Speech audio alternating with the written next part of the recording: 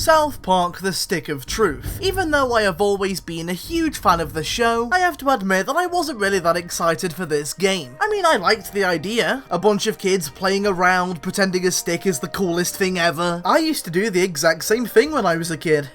Except it was even more pathetic because I'd use empty cola bottles and juice boxes.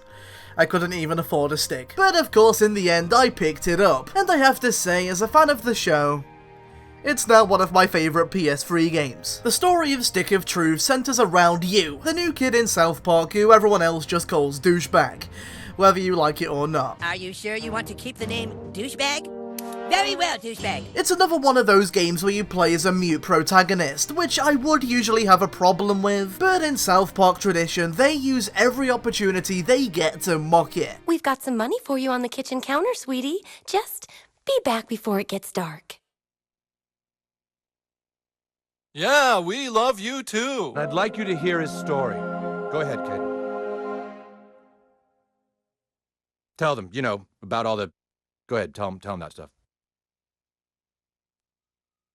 This is a waste of everyone's time! As well as a ton of other video game tropes and cliches. Speaking of which, the humour in this game is truly top-notch. Granted, a lot of it is referential humour and will only really be appreciated by dedicated fans of the show, but there's still a few funny one-liners here and there. You have something to say, Wizard?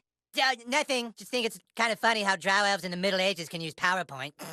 Is that part of your game, breaking shit? Randy's the best character in the show. I've heard quite a few people say that the gameplay isn't fun, so to speak, but the humour more than makes up for it. But in my opinion, the gameplay's pretty great too. With it being South Park, you'd expect it to be some half-assed attempts at being niche and retro, kinda like most video games based off TV shows nowadays. And it does have its moments where it is like that, but it feels like a genuinely good RPG, which is a bit of a surprise. Of course, you still have the classic toilet humour.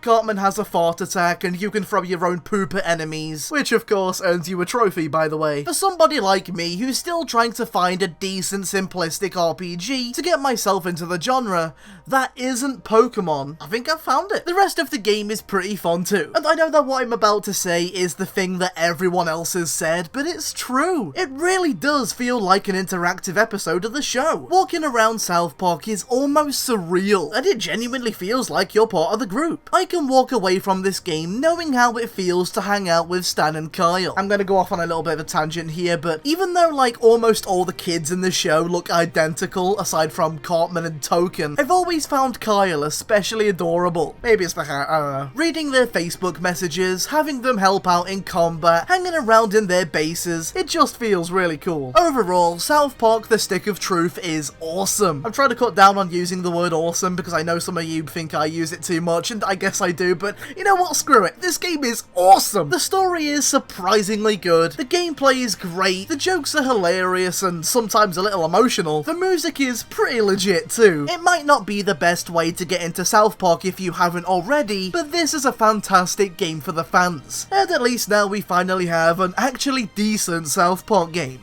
Because I don't know if any of you have played the original 3 on the PS1, but they're not good. They're not good at all.